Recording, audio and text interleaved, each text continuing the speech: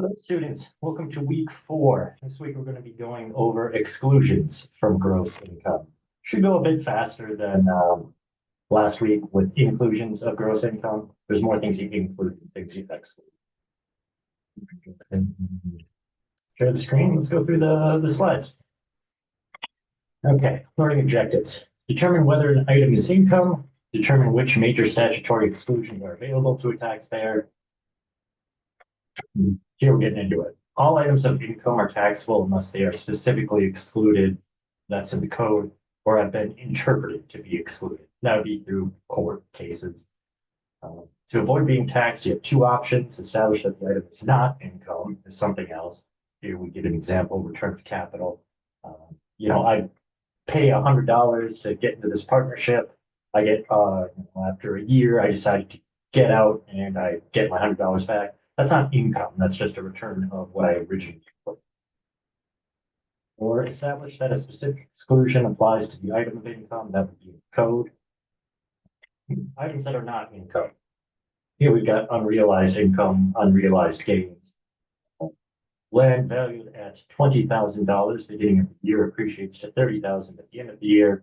The $10,000 increase in value is unrealized income, not subject to tax.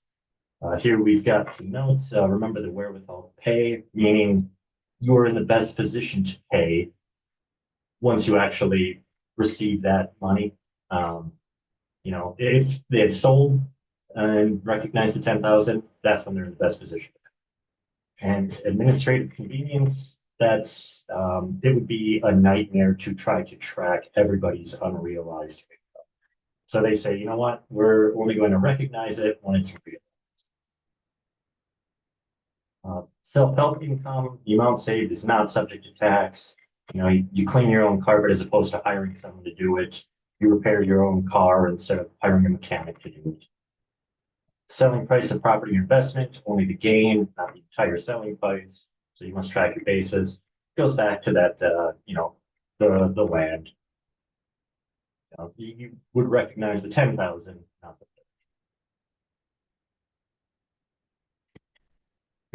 major statutory exclusions, social generosity, benevolence, charitable contributions, public assistance programs, life insurance proceeds, payments for physical sickness or injury, partial, sometimes all, social security exclusion. I covered that in a week prior. Gifts and inheritance, sale of personal residence, that gets a little more nuanced than it all being excluded. And the discharge of debt if bankruptcy or insolvency. And here we've got economic incentives. These are meant to encourage behavior. You've got some employee fringe benefits, exclusions of certain scholarships, assuming that they're used to pay for schooling. Interest on municipal bonds and awards for achievement. Gifts and inheritance.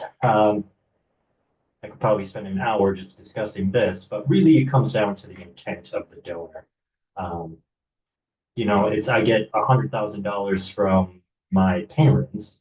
That would be a gift. It's not a prize. That would be a gift.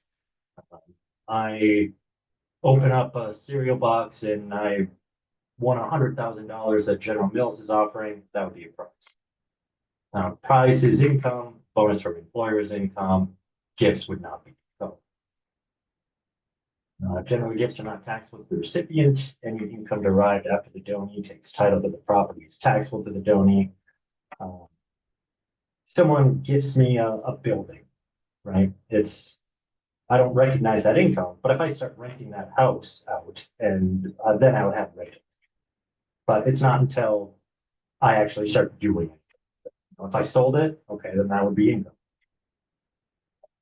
Prizes are not considered gifts, but are income. Any bonuses paid by an employer to an employee are not considered a gift. Those are life insurance proceeds. The face value of policies paid by reason of death, usually it's not taxable. Money received in excess of the face value would be considered interest. That would be taxable.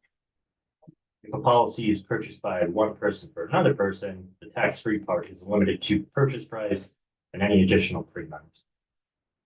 Dividends on life insurance policies are normally non-taxable because they are considered a return of premiums paid.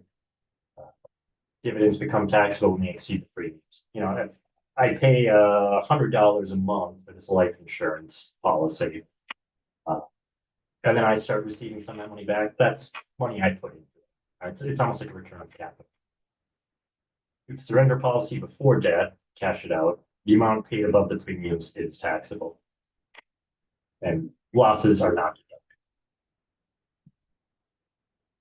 Generally, if life insurance is sold for a lump sum prior to death of the insured, taxable income for amount received greater than premiums paid. Right? A lot of this deals with almost like return of capital concept. Uh, I'm putting money in and then I start getting money back. It's not taxable until we clear the amount that I put in. There's an exception if sold for accelerated death benefits, then the amount received is not taxable. The insured must be terminally ill, and doctor must certify that death is reasonably likely within 24 months.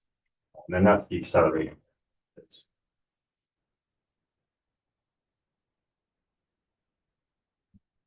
Accelerated death benefits may be fully excluded if terminally ill. We had just discussed that, and it may be partially excluded if chronically ill, limited to 390s per day. That's based in 22. That number changes a little bit. Here we've got some notes for you to look into. Let's stop it there and we will continue in the next video.